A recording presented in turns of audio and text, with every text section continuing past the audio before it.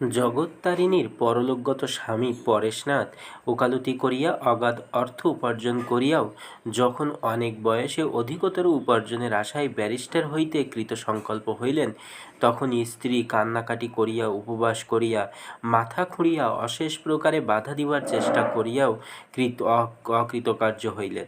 পরেশনাথ কোনো কথা শুনিলেন না। জগত্তারিণীকে এবং 12 বৎসরের পুত্র জ্যোতিষ ও 6 বৎসরের কন্যা সরোজিনীকে দেশের মাটিতে রাখিয়া বিলাত চলিয়া গেলেন। প্রথম কয়েকদিন জগত্তারিণী একেবারেই হাল ছাড়িয়া দিলেন, কিন্তু পরে প্রকৃতিস্থ হইয়ে নায়েব গোমস্তার সাহায্যে বিষয়কর্ম দেখিতে লাগিলেন। কিন্তু স্বামীর উপর তাহার চিত্ত চিরদিনের মতো ভাঙিয়া গেল। কিছুদিনের পর পরেশনাথ ব্যারিস্টার হইয়া ফিরিয়া আসিয়া আশাতিরিক্ত অর্থ উপার্জন করিতে লাগিলেন। কলিকাতায় নতুন অট্টালিকা প্রস্তুত করাইয়া নতুন ধরনের বাড়িঘর সাজাইতে শুরু করিলেন। বয় বাবুর্চি নিযুক্ত করিলেন, কিন্তু জগত্তারিণী নীরবে পৃথক হইয়া রহিলেন। স্বামীর গৃহকর্মে লেশমাত্র যোগদান করিলেন না। এমনি করিয়া দিন দিন স্বামী স্ত্রীর বিচ্ছেদ নিদারুণ হইয়া উঠিতে লাগিল। বাক্যালাপ তো বন্ধই ছিল, সংবাদ লওয়াও প্রায় বন্ধ হইয়া আসিল। একদিন জ্যোতিষ আসিয়া কহিল, মা, বাবা আমাকে বিলাতে পাঠাতে চাচ্ছেন। এ আশঙ্কা জননীর ছিলই। তিনি অত্যন্ত কঠিন হইয়া জিজ্ঞাসা করিলেন, কবে? জ্যোতিষ কহিল, বোধ করি মাস 2 এর মধ্যেই। আচ্ছা বলিয়া মা মুখ অন্ধকার করিয়া অন্যত্র চলিয়া গেলেন। বিলাত যাত্রার দিন তিনি দ্বার বন্ধ করিয়া রহিলেন। জ্যোতিষ রুদ্ধ দ্বারের সম্মুখ হইতেই প্রণাম করিয়া বিদায় লইয়া গেল। পরেশনাথ সরোজিনীকে সঙ্গে করিয়া বোম্বাই পর্যন্ত পৌঁছাইয়া দিতে গেলেন। ফিরিয়া আসিয়া শুনিলেন জগত্তারিণী শান্তিপুরে পিত্রালয়ে চলিয়া গেছেন। কারণ অনুসন্ধান করিয়া অবগত হইলেন ইতিমধ্যে তাহার খুড়শ্বশুর গোবিন্দবাবু সাক্ষাৎ করিতে আসিয়াছিলেন, কিন্তু এ বাড়িতে আহারাদি করেন নাই। সুতরাং স্ত্রীর গৃহত্যাগের কারণ বুঝিতে তাহার বিলম্ব হইল না। ফিরিয়াইয়া আনিতে লোক পাঠাইলেন, কিন্তু জগত্তারিণী আসিলেন না। পরেশনাথ সরোজিনীকে বোর্ডিংয়ে ভর্তি করিয়া দিলেন এবং প্র্যাকটিস প্রায় ছাড়িয়া শূন্য বাড়িতে অদ্ভুত কীর্তি আরম্ভ করিয়া দিলেন। জগত্তারিণী পিত্রালয়ে থাকিয়া স্বামীর অধঃপতনের সমস্ত বিবরণ শুনিতে পাইলেন, কিন্তু বাধা দিবার লেশমাত্র চেষ্টা করিলেন না। যে স্বামী তাহাকে আত্মীয় সমাজের বাহিরে টানিয়া ফেলিয়া দিয়া গেলেন, তাহার উপর জগত্তারিণীর অভিমানের অবধি রহিল না। এমনি করিয়া দীর্ঘ 5 বৎসর হইয়া গেল। জ্যোতিষ ফিরিয়া আসিয়া মাকে আনিতে গেল, কিন্তু মা অটল হইয়া রহিলেন, গৃহে ফিরিলেন না। কাঁদিয়া কহিলেন, সব তো শুনেছিস জ্যোতিষ, এখন যাতে তোরা সুখে থাকিস তাই কর গে বাবা, কিন্তু আমাকে সে নরকের মাঝে আর টানিস নে, ও আমি সইতে পারবো না। জ্যোতিষ কহিল, আমরা আলাদা বাসা করে থাকবো মা, তোমাকে সে বাড়ির ছায়াও মারাতে হবে না। আমি যা উপার্জন করব তাতেই আমাদের কোনো মতে দুঃখ কষ্টে চলে যাবে, তুমি এসো। অনেক কষ্টে জগত্তারিণী সম্মত হইলেন এবং পুত্রকে কলকাতায় আলাদা বাসা ঠিক করিতে বলিয়া দিয়া যাত্রার উদ্যোগ করিতে লাগিলেন। জ্যোতিষ 1 সপ্তাহের মধ্যেই ফিরিয়া আসিয়া লইয়া যাইবে বলিয়া মার কাছে বিদায় লইয়া চলিয়া গেল। কিন্তু অত বিলম্বের আবশ্যক হইল না। 5 দিন পরেই সে ফিরিয়া আসিল, কিন্তু তাহার খালি পা খালি গায়ে একখানা শাল জড়ানো দেখিয়াই জগত্তারিণী চিৎকার করিয়া কাঁদিয়া উঠিলেন। জ্যোতিষ যেদিন কলকাতায় ফিরিয়া গিয়াছিল, তাহার 3য় রাত্রেই অকস্মাৎ হৃদরোগে পরেশনাথের মৃত্যু হইয়াছিল। নিদারুণ অভিমানে একদিন জগত্তারিণী বাড়ি ছাড়িয়া চলিয়া গিয়াছিলেন। সুদীর্ঘ 5 বৎসর পরে আবার একদিন কাঁদিতে কাঁদিতে সেই বাড়িতেই ফিরিয়া আসিলেন, কিন্তু স্বামীর সঙ্গে ইহলোকে আর দেখা হইল না। মেয়েকে স্কুল ছাড়াইয়া বাড়ি আনিলেন। আগাগোড়া পুনঃ পুনঃ নিরীক্ষণ করিয়া ভয়ে বিস্ময়ে স্তব্ধ হইয়া রহিলেন। জ্যোতিষকে আড়ালে ডাকিয়া আনিয়া কহিলেন, বোনের বিয়ে দিবি কবে বল দেখি? জ্যোতিষ মায়ের মনের ভাব বুঝিয়া হাসিয়া কহিল, ওর চেয়েও অনেক বড় বয়সের মেয়েদের বিয়ে হচ্ছে মা, তুমি নির্ভাবনায় থাকো। জগত্তারিণী বিস্ময়ে চোখ তুলিয়া বলিলেন, নির্ভাবনায় থাকবো কিরে? তোর বাপ যা করে গেছেন সে তো ফিরবে না জানি, কিন্তু আমি বেঁচে থাকতে তো বামুনের মেয়েকে মুসলমান খ্রিস্টানদের হাতে দিতে পারবো না। তাতে মেয়ের বিয়ে হোক আর নাই হোক, তোর জন্য ভাবিনি একটা প্রায়শ্চিত্ত করলেই হতে পারবে, সে বিধান আমি কাকার কাছ থেকে জেনেই এসেছি। কিন্তু হাজার প্রায়শ্চিত্ত করেও তো মেয়ের বয়স কমাতে পারা যাবে না, তার উপায় কি হবে? জ্যোতিষ কহিল, তোমাকে বয়স কমাতে হবে না মা, কিন্তু দুদিন সবুর করতে হবে। আমি ভালো বামুনের ছেলে এনে দেব, তোমাকে মুসলমান খ্রিস্টানের ঘরে খুঁজে বেড়াতে হবে না। জগত্তারিণী রাগিয়া বলিলেন, তুই আরও সবুর করতে বলিস জ্যোতিষ? জ্যোতিষ জবাব দিল, দোষ তো আমার নয় মা, যে সবুর করতে বলায় অপরাধ হবে, দোষ তোমার এবং বাবার। আমি তো ছিলাম বিদেশে। একথা সে সত্য, তাহা জগত্তারিণী মনে মনে বুঝিলেন, কিন্তু সৎ ব্রাহ্মণ সন্তান কোথায় কেমন করিয়া জুটিবে তাহাও ভাবিয়া পাইলেন না। বলিলেন, যা ভালো বুঝিস কর বাছা, কিন্তু আমি কিছুর মধ্যেই নেই, তা আগে থেকে বলে দিয়ে যাচ্ছি, বলিয়া ভারাক্রান্ত হৃদয়ে কাজে চলিয়া গেলেন। প্রায়শ্চিত্ত করিয়া জ্যোতিষ পিতার শ্রাদ্ধ করিল। ইহার অনতিকাল পরেই পাত্র জুটিল একজন বিলাত ফেরত বাঙালি সাহেব। ব্যারিস্টারি পাশ করিয়া তিনি বৎসর 2 পূর্বে দেশে ফিরিয়াছিলেন। শশাঙ্কমোহনের রংটা নেটিভ, মেজাজটা ব্রিটিশ। তিনি বাংলা বলিতেন অশুদ্ধ, ইংরেজি বলিতেন ভুল। অল্প দিনেই তাহার নিয়মিত আসা যাওয়াটা অনিয়মিত এবং সরোজিনীর প্রতি ভাবটা অস্পষ্ট হইতে সুস্পষ্টতর হইয়া উঠিল। জগত্তারিণী পর্দার আড়াল হইতে ভাবি জামাতাকে অবলোকন করিয়া ক্রোধে জ্বলিয়া উঠিলেন এবং সেই আক্রোশ মিটাইলেন মেয়ের উপর। তাহাকে নিবৃতে ডাকিয়া ভর্ৎসনা করিয়া কহিলেন, তুই বিহায়ার মতো যার তার সামনে বার হস কেন বলতো? সরোজিনী লজ্জায় সংকুচিত হইয়া চুপ করিয়া দাঁড়াইয়া রহিল। ক্রুদ্ধা জননী আর কিছু না বলিয়া দ্রুতপদে অন্যত্র চলিয়া গেলেন। অতঃপর শশাঙ্কমোহন অনেকবার আসিলেন গেলেন, কিন্তু যাহার জন্য যাতায়াত তাহার দেখা পাইলেন না। মায়ের অনুশাসন স্মরণ করিয়া সরোজিনী অত্যন্ত সতর্ক হইয়া অন্তরালে রহিল। জ্যোতিষ লক্ষ্য করিয়া একদিন ভগিনীকে কহিলেন, সর, আজকাল তুই অমন পালিয়ে থাকিস কেন রে? সরোজিনী মুখ নিচু করিয়া অস্ফুট কণ্ঠে কহিল, মা, আর কিছুই বলিতে হইল না। জ্যোতিষ নীরবে চলিয়া গেলেন। এ বাড়িতে ওই একটা অক্ষরই যথেষ্ট। প্রায় মাস 2 পরে একদিন সকালে সেই পাত্রটির তরফ হইতে প্রস্তাব লইয়া জ্যোতিষ মায়ের কাছে উপস্থিত হইয়া রীতিমতো বকুনি খাইল। ছেলেকে চুপ করিয়া থাকিতে দেখিয়া মা কিঞ্চিৎ কোমল হইয়া বলিলেন, আচ্ছা, তোরাও তো বিলেতে ছিলি বাছা, কিন্তু ওই রকমটি হয়েছিস কি? জ্যোতিষ ধীরে ধীরে বলিল, সবাই একই রকম হয় না মা, কেউ কেউ একটু আধটু বদলেও যায়, কিন্তু তাই বলে এমন ছেলে কি হাতছাড়া করা ভালো? শশাঙ্ক ব্যারিস্টার হয়ে এসেছে, এর মধ্যেই একটু পসারও করেছে। আমার তো মনে হয় না মা, বিয়ে হলে সরোজিনী মন্দ হাতে পড়বে। চালচলনে যা একটু তফাৎ ঘটেছে সেটুকু যদি মাপ করে নিতে পারো মা, ভবিষ্যতে বোধ করি ভালোই হবে। মা বলিলেন, আমি বলছি জ্যোতিষ, এ কোনো দিন ভালো হবে না। তাছাড়া বিদেশে গিয়েই যে বিদেশি হয়ে যায় তাকে তো আমি কোনো মতেই বিশ্বাস করতে পারবো না। আর এই বা কেমন কথা যে হিন্দুস্থানে গেলে হিন্দুস্থানি হব, কাবুলে গেলে কাবলি হব, ককটে গেলে উড়ে যাব? না না জ্যোতিষ, তুই ওকে বিদায় কর বাছা, ওটা মানুষ নয়, বাঁদর। বাঁদরের হাতে আমি মাথা খুঁড়ে মরলেও মেয়ে দিতে পারবো না। কাহারও সম্বন্ধে মত প্রকাশ করিতেও যেমন জগত্তারিণীর বিলম্ব ঘটিত না, তাহার প্রকাশিত মতামতের মধ্যেও তেমনি সংশয় দ্বিধার অবকাশ মাত্র থাকিত না। তাছাড়াই যে অপরাধে তিনি স্বামী পর্যন্ত ত্যাগ করিতে পারিয়াছিলেন, সে অপরাধে যে তিনি কোনো প্রলোভনেই ক্ষমা করিবেন না, তাহা নিশ্চয় বুঝিয়া জ্যোতিষ নীরবে চলিয়া গেল। কিন্তু কিছুক্ষণ পরেই ফিরিয়া আসিয়া কহিল, মা, একটা কথা কিন্তু ভেবে দেখবার আছে। মা জিজ্ঞাসা করিলেন, কি কথা? জ্যোতিষ কহিল, সরোজিনীকে তোমরা যে শিক্ষা দিয়ে এসেছ তাতে তার অমতেও কাজ করা চলবে না, সেটা সবচেয়ে মন্দ কাজ হবে। শিশুকাল থেকে ওর ভার তোমরা নিলে না, দিলে বিদেশি মেমদের উপর। এখন বড় হয়ে ওর মনের টানটা যে কোন দিকে ঝুঁকে থাকবে সেটা বোঝা তো শক্ত নয় মা। জগত্তারিণী একটু চুপ করিয়া রহিলেন। এই কথাটা তিনি মনে মনে অস্বীকার করিতেও পারিলেন না, অথচ প্রকাশ্যে স্বীকার করিতে পারাও অসম্ভব। কিছুক্ষণ মৌন থাকিয়া বলিলেন, বেশ তো জ্যোতিষ, তোমরা সবাই যদি সাহেব মেম হতে চাও হও, কিন্তু তার আগে আমাকে কাশি পাঠিয়ে দাও। আমি এতই যদি সহ্য করতে পেরে থাকি, এও সইতে পারবো। সতীশ তাড়াতাড়ি হেঁট হইয়া মায়ের পায়ের ধুলা মাথায় লইয়া হাসিয়া কহিল, তাহলে আমাকেও কাশিতে গিয়ে থাকতে হবে। মাকে ছেড়ে যে আমার কোথাও থাকা চলবে না, সে তো দেশে ফিরেই ঠিক হয়ে গেছে মা। জগত্তারিণী মুখ তুলিয়া চাহিলেন, তাহার মনের সমস্ত আগুন এক মুহূর্তেই নিভিয়া জল হইয়া গেল। ক্ষণকাল গভীর স্নেহে পুত্র মুখ নিরীক্ষণ করিয়া নিঃশ্বাস ফেলিয়া বলিলেন, না বাছা, তুই আমাদের কাশীর বাড়িটা খালি করে দিতে চিঠি লিখে দে।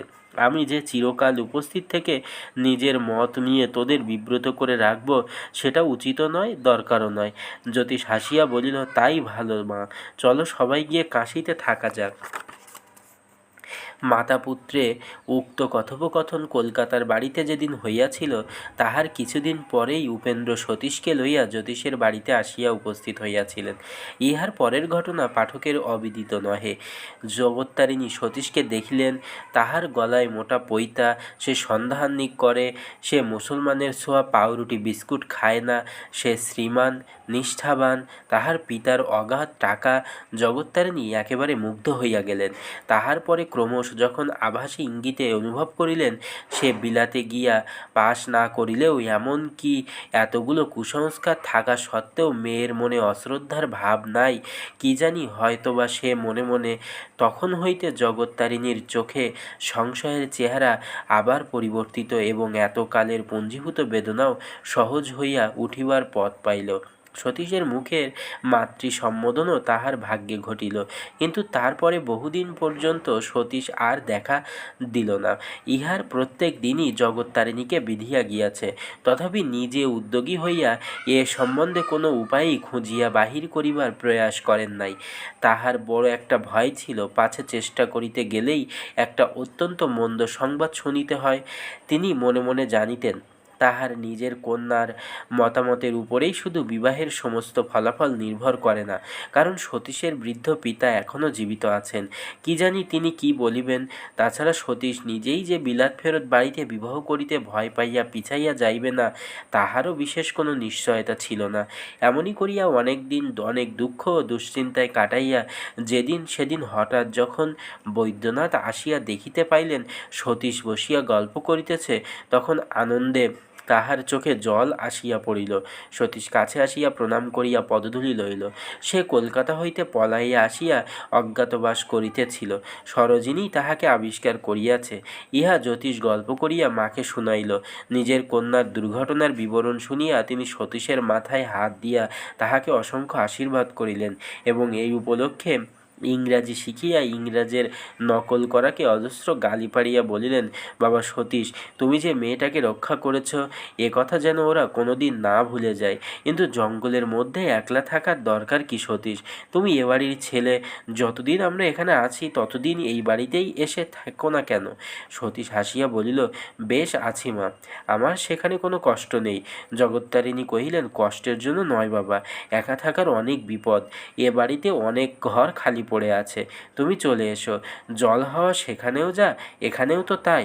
সরোজিনী কহিল, তাহলে ওর জাত যাবে মা। জগত্তারিণী তখনও ভিতরের কথা জানিতেন না, মনে মনে অত্যন্ত বিরক্ত হইয়া বলিলেন, তুই তো খুব মেয়ে ছড়ি, কেন আমরা কি যে আমাদের এখানে লোকের জাত যাবে? না বাবা সতীশ, তুমি ওর কথা বিশ্বাস করো না। আর তাই যদি হবে, উপিন বউ নিয়ে আমাদের বাড়িতে অতদিন থেকে গেলেন কি করে? তাদের তো জাত গেল না। তুই অমন মিছে করে ওকে ভয় দেখাস নে বলে দিচ্ছি।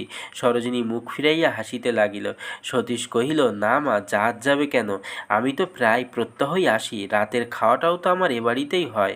শুনিয়া জগত্তারিণী পুলকিত চিত্রে বলিতে লাগিলেন, তাই এসো বাবা, অন্তত আমি যে কদিন আছি আমার কাছেই তোমাকে রোজ খেয়ে যেতে হবে। বলিয়া তিনি তৎক্ষণাৎ খাবার ব্যবস্থা করিতে অন্যত্র চলিয়া গেলে সরোজিনী কহিল, আপনি যে আমাকে গান শেখাবেন বলেছিলেন? সতীশ কহিল, আমি তো প্রায় রোজ আসি, শিখলেই তো পারেন।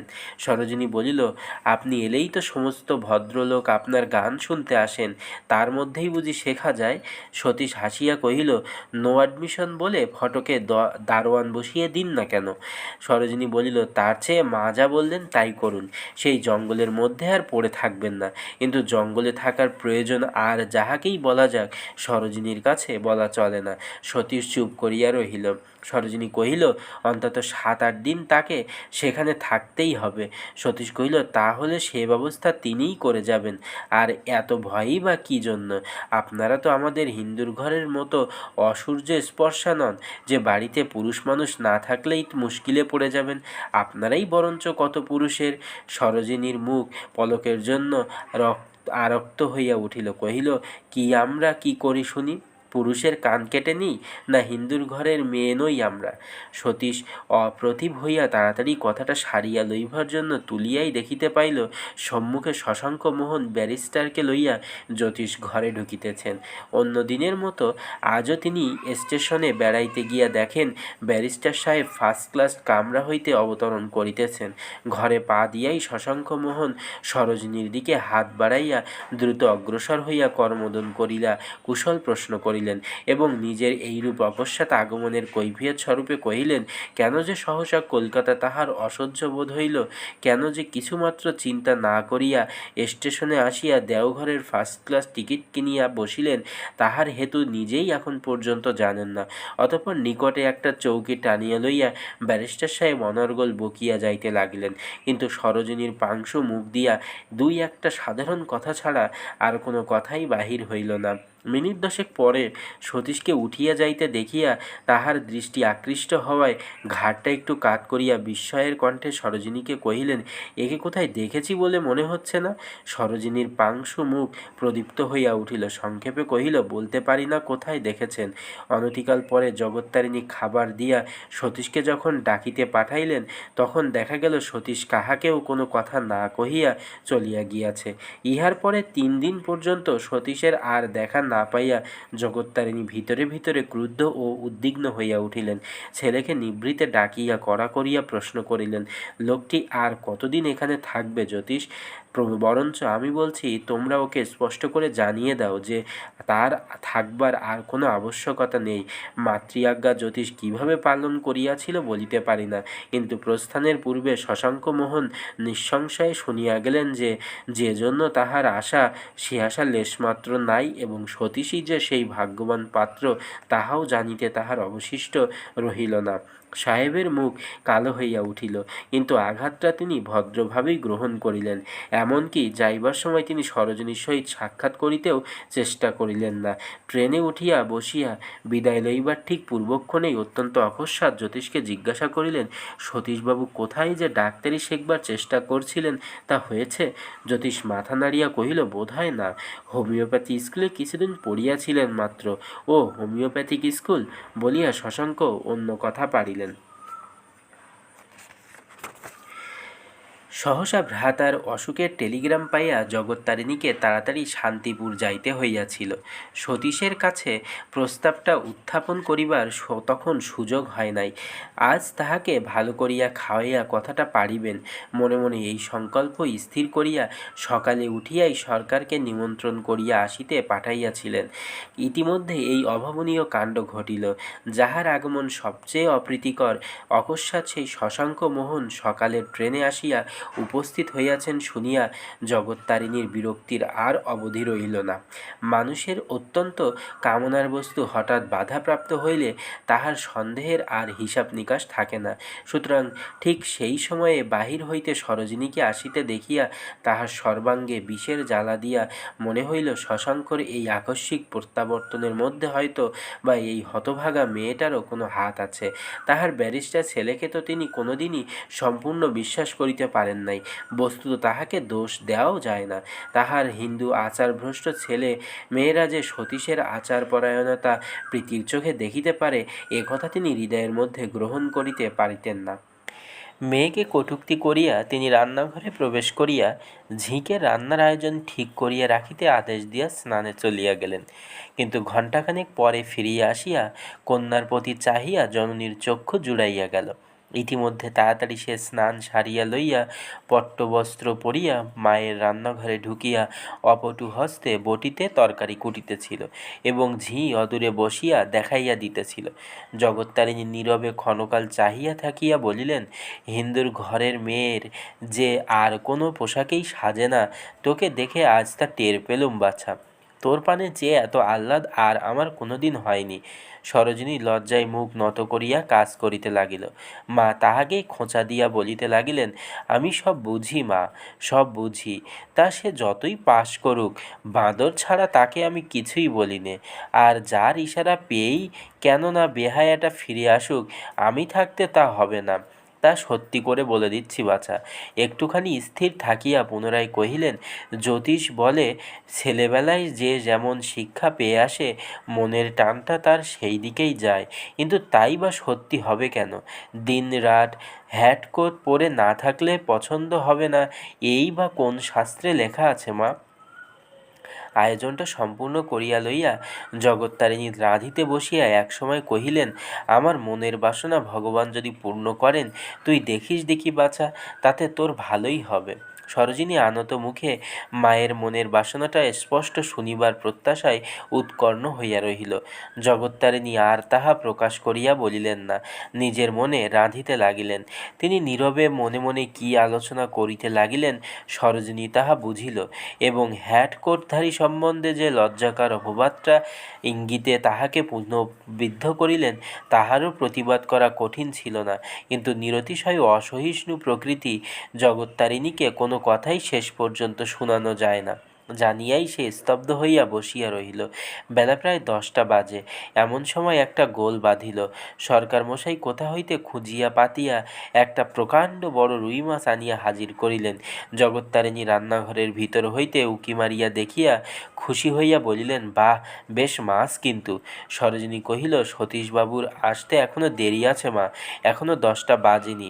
জগত্তারিণী বলিলেন, বাজাবাজির কথা নয় মা, আজ আমার একাদশী, আমি তো মাছ ছোব না। ভাবছি তোদের বামুন ঠাকুর রাঁধতে পারবে কি? আচ্ছা দেখ তো এলোকেশি, ও ঘরের রান্না কতদূর এগুলো। ঝি বাহিরে যাইতেই সরোজিনী লজ্জিত মুখে আস্তে আস্তে বলিল, তুমি দেখিয়ে দিলে আমি কি পারবো না? জগত্তারিণী বিস্মিত মুখে বলিলেন, পারবি তুই? পারবো না, তুমি কেবল দেখিয়ে দাও। ঝি থমকিয়া দাঁড়াইল। এমন চারুদর্শন বৃহদায়তন রহিত একটা আনাড়ির হাতে পড়িয়া সম্পূর্ণ নষ্ট হইবার আশঙ্কায় সে ভীত হইয়া উঠিল। কহিল, সে কি হতে পারে মা? বাইরের লোক খাবে যে।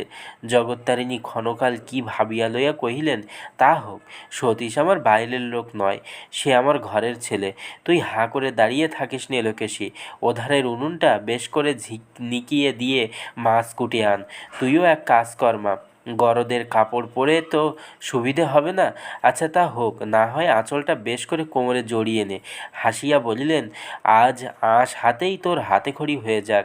সরি, আশীর্বাদ করি চিরকাল আজকের দিনের মতো যেন তোর আঁশ হাতই হয়। এই আশীর্বাদে সরোজিনীর মুখখানি আরও একটু অবনত করিল। ঘণ্টাখানেক পরে জ্যোতিষ মায়ের কাছে কি একটা কাজের জন্য রান্নাঘরের দরজার কাছে আসিয়া নিরতিশয় বিস্ময়ে অবাক হইয়া গেল। ঠাহর করিয়া দেখিয়া কহিল, ওখানে রাঁধে কে মা? সর নাকি? মা একটু হাসিয়া বলিলেন, দেখ দেখি চিনতে পারিস নাকি? চিনতে না পারারই কথা মা, কিন্তু ও কি সত্যিই রাঁধছে, না তোমার ঢাক ঘাড়ে করে আছে? মা একটা নিগুড় ইঙ্গিত করিয়া বলিলেন, রাঁধাবাড়ার কাজ কি হিন্দুর ঘরের মেয়েকে শেখাতে হয় রে? এ তো আমাদের জন্মকাল থেকেই শেখা হয়ে থাকে। কিন্তু কি মা? ছেলেকে একটু আড়ালে লইয়া জগত্তারিণী বলিলেন, কিন্তু আমি এখন ভাবছি সতীশ শুনলে কি জানি ওর হাতে খাবে কি না। জ্যোতিষ হাসিয়া উঠিতেই সরোজিনী মুখ তুলিয়া চাহিল। জ্যোতিষ কহিল, মা তুমি সতীশকে মস্ত একটা মনুপরাশ গোছের লোক ভাবো কেন বলো দেখি? মা বলিলেন, সে তোদের চেয়ে তো ভালো। জ্যোতিষ কহিল, এমনই বা কি ভালো শুনি?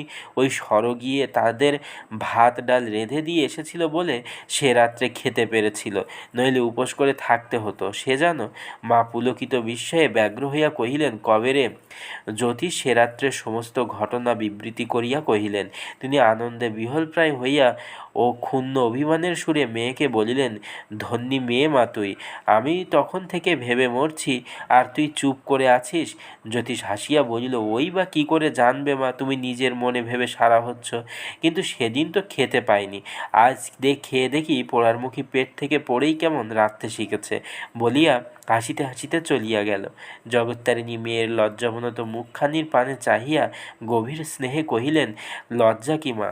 আপনার জনকে রাঁধে বেড়ে খাওয়াতে হবে, এর চেয়ে সৌভাগ্য মেয়ে মানুষের আর কি আছে? আমি আহ্নিকটা ততক্ষণ সেরে নিয়ে বলিয়া কিছুক্ষণের জন্য বাহির হইয়া গেলেন। তারপর সমস্ত দিন গেল, কিন্তু সতীশের দেখা নাই। না আসার কারণও কেহ জানাইয়া গেল না। সারাদিন ছটফট করিয়া জগত্তারিণী সন্ধ্যার পর জ্যোতিষকে ডাকাইয়া বলিলেন, তার নিশ্চয় কিছু একটা হয়েছে, কাউকে খবর নিতে একবার পাঠিয়ে দিলি না কেন? জ্যোতিষ নিতান্ত তাচ্ছিল্যভরে জবাব দিল, কাকে কতদূর আবার পাঠাতে যাব মা? জগত্তারিণী আশ্চর্য হইয়া বলিলেন, কেন, দারোয়ান একবার যেতে পারত না? দরকার কি মা? তুই বলছিস কি জ্যোতিষ? তার অসুখ বিসুখ হলো না কি হলো, একবার খবর নেওয়াটা আবশ্যক নয়? কি আবশ্যক? সে আমাদের আত্মীয়ও নয়, বন্ধুও নয়, তার জন্য ভেবে মরার আমি কোনো প্রয়োজন দেখিনি বলিয়া জ্যোতিষ বাহিরে চলিয়া গেল। সতীশের সম্বন্ধে ছেলের মুখে জবাব শুনিয়া জগত্তারিণী হতবুদ্ধি হইয়া গেলেন। মাত্র এই একটা বেলার মধ্যে সতীশ আর তাহাদের কেহ নয়। তাহার মুখের উপর ছেলের এই স্পর্ধিত উত্তর ক্ষণকালের জন্য তাহার কাছে দুঃস্বপ্নের মতো ঠেকিল। সেইখানে দাঁড়াইয়া কয়েক মুহূর্তেই কত কি যে তার উপবাসহীন মাথার মধ্যে দিয়া ছুটিয়া গেল, তাহা ভালো করিয়া ঠাহর করিতেও পারিলেন না। ধীরে ধীরে উপরে গিয়া নিজের শয্যায় শুইয়া পড়িয়া সরোজিনীকে কাছে ডাকাইয়া আনিয়া জগত্তারিণী মেয়ের মুখের প্রতি দৃষ্টিপাত করিয়া আরও ভয় পাইয়া গেলেন। একটুখানি চুপ করিয়া থাকিয়া বলিলেন, সতীশ এলো না কেন জানিস? সরোজিনী বলিল, না। কন্যার এই সংক্ষিপ্ত উত্তরে জগত্তারিণী উঠিয়া বসিয়া কহিলেন, না, যদি জানোই না, তবে লোক পাঠিয়ে জানতে কি হয়েছিল এও কি আমাকে বলে দিতে হবে নাকি? সরোজিনী মৃদু কণ্ঠে কহিলেন, দাদা বললেন লোক পাঠাবার দরকার নেই। কেন নেই সেইটাই জানতে চাই।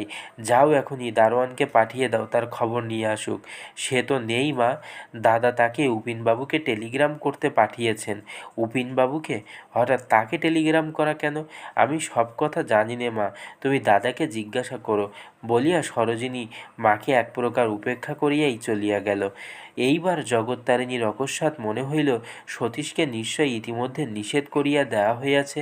ইহার হেতু যে কি তাহা কেহই তাহার কাছে ব্যক্ত করিতে চাহে না বটে, কিন্তু সে যে গুরুতর তাহাতে কোনো সন্দেহ নাই, এবং এই ভীষণ অনিষ্টের মূলে যে ওই শশাঙ্কমোহন এবং এই দুরভিসন্ধি লইয়াই সে পুনরায় আসিয়া উপস্থিত হইয়াছে, তাহাতেও তাহার কোনো সংশয় রহিল না। কিন্তু কারণ যত বড় ভয়ানকই হোক, তিনি স্বয়ং উপস্থিত থাকিতেও যে ছেলেমেয়েরা তাহার অনুমতি না লইয়া সতীশকে মানা করিয়াছে, ইহা মনে করিতেই তাহার চিত্ত ক্রোধে পরিপূর্ণ হইয়া উঠিল। তৎক্ষণাৎ এলোকেশীকে দিয়া জ্যোতিষকে ডাকাইয়া আনিয়া জিজ্ঞাসা করিলেন, তুই সতীশকে এ বাড়িতে আসতে বারণ করেছিস? জ্যোতিষ আশ্চর্য হইয়া বলিল, না, তোমাকে কে বললে? উপিনকে তুই সতীশের কথা নিয়ে টেলিগ্রাম করেছিস? হ্যাঁ। সতীশ কি করেছে? জ্যোতিষ একটু চুপ করিয়া থাকিয়া বলিল, যা করেছে সে যদি সত্যি হয়, তাহলে তার সঙ্গে আমাদের আর কোনো সম্বন্ধ নেই। এ খবর তোকে কে দিলে? শশাঙ্কমোহন? দুষ্টু লোক, ওর কথা আমি এক তিলও বিশ্বাস করি নে।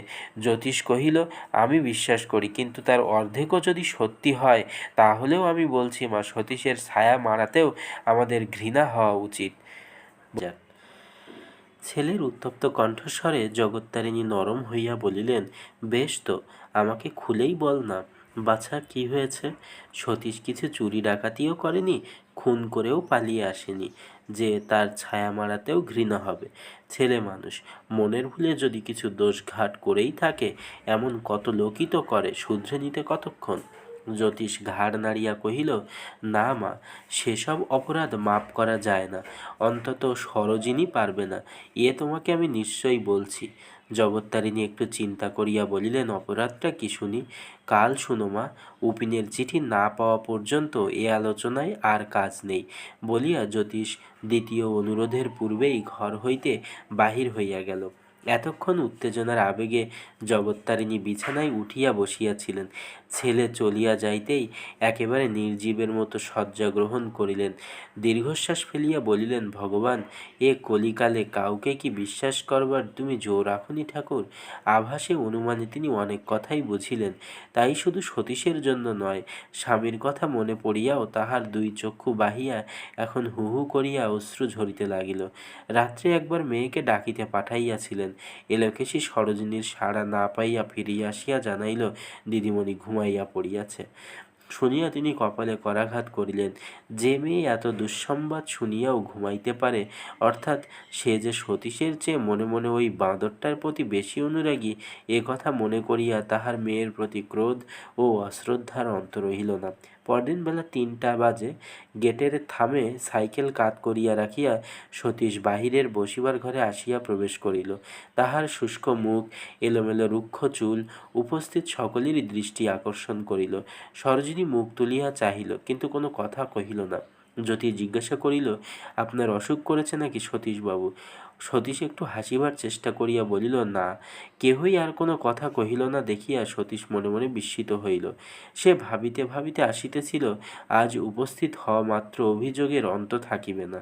তাই সে তখন বাড়ির ভিতরের দিকে অগ্রসর হইবার উদ্যোগ করিয়া নিজেই কহিল, কালকের অপরাধের জন্য আগে মায়ের কাছে মাপ চেয়ে আসি, তারপরে অন্য কাজ।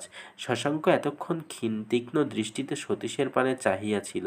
সেই কথা কহিল, বলিল, মা এখন ঘুমোচ্ছেন, তাকে জাগিয়ে মাপ চাইবার এত তাড়া কি? একটু বসুন, আপনার সঙ্গে কিছু আলোচনা করবার আছে। তাহার কথার ধরনে সতীশ অত্যন্ত আশ্চর্য হইয়া কহিল, আমার সঙ্গে আলোচনা? শশাঙ্ক কহিল, আজ্ঞে হ্যাঁ, দুর্ভাগ্যক্রমে আছে বই কি। জ্যোতিষকে দেখাইয়া কহিল, আপনি নিশ্চয় জানেন আমি ওর একজন পরম বন্ধু। না না জ্যোতিষবাবু, আপনি উঠবেন না। ও কি, আপনারাই বা পালালে চলবে কেন? আমার যা নালিশ তা আপনাদের সামনেই করতে চাই। দুজনেই বসুন বলিয়া সরোজিনীর প্রতি একটা কটাক্ষ করিল। কিন্তু সরোজিনী এমনই ঘাড় হেট করিয়া রহিল যে সে ইহার কিছুই দেখিতে পাইল না। শশাঙ্ক সম্মুখের টেবিলের উপর একটা চড় মারিয়া বলিল, আমার ছেলেবেলা থেকেই এই স্বভাব যে যাদের ভালোবাসি তাদের সম্বন্ধে কিছুতেই চোখ বুজে উদাসীন থাকতে পারি নে। তাই গতবারে শুনেই মনে মনে বললুম, এ তো ভালো কথা নয়। সতীশবাবু, এই নির্জন বাসের একটা খবর নেওয়া উচিত। আপনি হয়তো রাগ করবেন সতীশবাবু, কিন্তু আমিও তো আমার নিজের স্বভাবের বিরুদ্ধে যেতে পারি নে। কি বলেন জ্যোতিষবাবু? জ্যোতিষ নিঃশব্দ নতমুখে বসিয়া রহিল। সতীশও চুপ করিয়া চাহিয়া রহিল। সমস্ত শ্রোতাদের সমবেত নীরবতার মাঝখানে শশাঙ্কর উত্তেজনার বেগ আপনিই ঢিলা হইয়া আসিল। সে অপেক্ষাকৃত সংযত কণ্ঠে কহিল, জ্যোতিষ আমার পরম বন্ধু বলেই আপনাকে গুটি কয়েক প্রশ্ন করবার অধিকার আমার আছে। আপনি তো জানেন। কথার মাঝখানেই সতীশ ঘাড় নাড়িয়া বলিল, না, আমি বন্ধুত্বের কথা কিছুই জানি নে, কিন্তু আপনার প্রশ্নটা কি শুনি।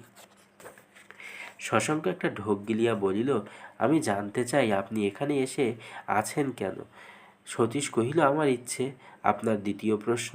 শশাঙ্ক থতমত খাইয়া জ্যোতিষকে উদ্দেশ্য করিয়া বলিতে লাগিল, সতীশবাবুর কলকাতার বাসা খুঁজে বার করতে আমাদের অনেক কষ্ট পেতে হয়েছে। রাখালবাবুকে উনি চেনেন। তিনি বললেন।